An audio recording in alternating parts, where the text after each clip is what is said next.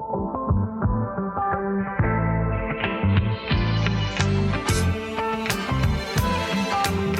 man that sings tries it. The amazing Mr. Please himself.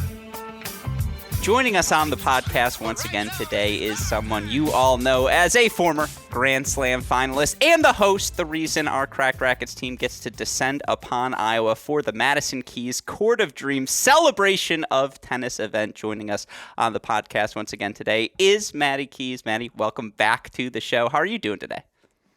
I am good. Happy that I'm inside and no longer in the Florida heat. Yeah, that's good. You got the AC experience working now? Yes. I do. Yeah, I feel like after spending a month in London, right? Because stingy on the AC might be the wrong word to describe, but headed over to the UK. But I know those summers can get long and muggy. I am always very happy to come back to the States, and where in the summer the AC is always very cold. Yeah, no, that's great to hear. And obviously, I want to talk about this week's event, but I know everyone wants me to ask, and we're all thinking, how are you feeling? Everything, the body's feeling better? Everything's holding up?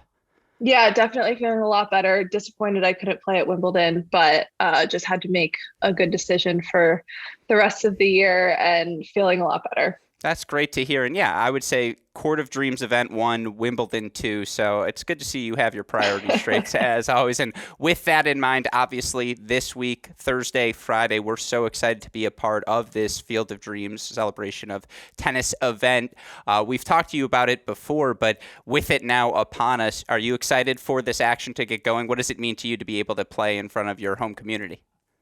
I'm so excited. I actually, funny enough, one of my aunts lives not that far. And once she heard about it, got in her car and drove to check it out. She's so excited, but I'm so excited, one, being able to go home to Iowa, but just to have this whole experience. And it's obviously raising money for a lot of really great causes. So I'm just, a lot of really great positives coming from this. Yeah, and obviously this event in association with the foundation you work closely with in Kindness Wins. And I wanted to ask your work with not only Kindness Wins, but of course you obviously worked early on with Fearlessly Girl, another foundation centered on empowering young women to navigate the world. Why are working with these foundations so important to you throughout your career? I just have always felt that with the kind of just community and platform that I've been able to create through playing tennis, I felt like I wanted to do something good for the world, since people, for some reason, care about what I'm saying or doing or involved in. So I just wanted to really try to do something positive with that. And I felt like, obviously, growing up with younger sisters, and I have I have a couple of nieces, I have young cousins, and I just really wanted to kind of help them navigate some of the things that I struggled with. And that was just such an easy thing to start with. And then being able to branch off of that and get a little bit broader than just obviously younger girls, including them, but also being able to reach more people was really important to me. No, it's obviously something we're so proud to be associating with, and not only are we going to get to see outstanding tennis throughout the course of the 2 days action in Iowa, but that Thursday we're going to have a roundtable discussing, having a broader conversation about mental health, trying to destigmatize the conversation around it, and talking to so many pro players. They talk about as physically taxing as life on tour is. It's the mental taxation that ultimately can break you. I'm curious, because we've heard that platitude before. What does that mean? What does that look like? And why is it important for you to have these conversations now? I think it was obviously something that people were talking about a lot before the pandemic, but then also once COVID kind of came through and everything, it just felt like got 10 times harder. And I think being isolated from each other as far as physically, we had to get a lot better at actually communicating and really trying to talk about things that weren't necessarily easy to talk about. So it felt like it was just such great timing to really kind of get people to open up and see that it was okay. And what a really important time that it was to really communicate and let people know how things were going and being open with that. So it just all felt like it was really great timing to try to get more and more people to open up about it and just break down the stigma that is all around mental health. Mm-hmm. For you personally, I'm always curious, and obviously you turned pro when you were 14 years old. And for the record, we were both born in 1995. So as I was doing the research for everything, I was like, okay, 2013, she was playing the U.S. Open.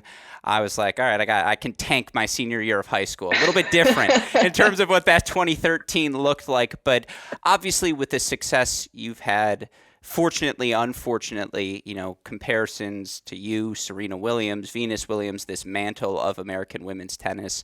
I'm curious in what ways that's been a burden for you, and, in some ways what it's been a blessing as well. And, when we talk about the mental health conversation, I can only imagine those sorts of comparisons, how taxing they may be.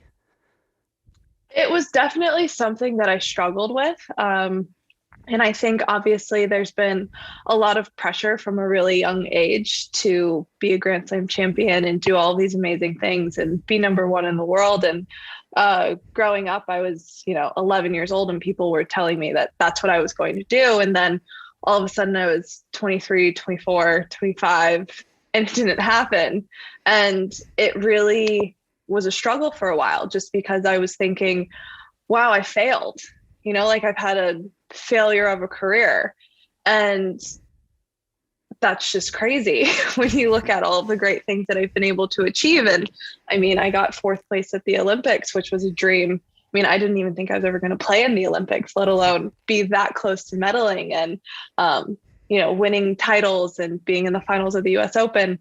So many amazing things and achievements that I've had. And I really had to change my mindset of, because I didn't do these things, I'm a failure, and instead look at, wow, I've been able to do all of these things, and tennis is really hard. A lot of people don't ever get to be at the year-end finals and finish in the top 10 and have those things. So, I mean, I think comparing your career to other people is I just think that we have to stop doing it because it just makes you feel like you're not doing enough. And that's not what success is. Success is your success, and their success is their success. And trying to compare that and say, oh, if I didn't do what they did, then my success isn't as good.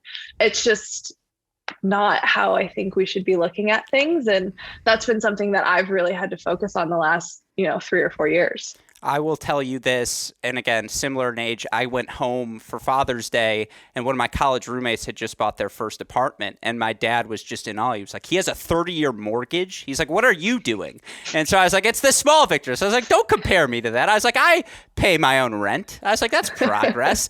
And so, no, I completely agree, and I hope that sentiment is echoed so many different platforms as well. My last question for you again, getting to play in front of the home crowd, what will that mean to you? It's going to be amazing. I've never really gotten to play in front of a true home crowd of mine. So it'll be a first time for me. Hopefully I'm not too nervous, but I'm just really looking forward to it. Obviously to be able to go home and just be a small part of this incredible facility and experience is just an absolute honor for me. Tennis isn't supposed to have partisan crowds. Get partisan. I want the Maddie, or she's got the keys, just all the chants going across the board because, yes, let's make it a true home crowd. And Madison, obviously, really appreciate you taking the time to chat with us today. Looking forward to getting to cover all the action in Iowa and hope you travel safely. We will see you soon. I'll see you soon.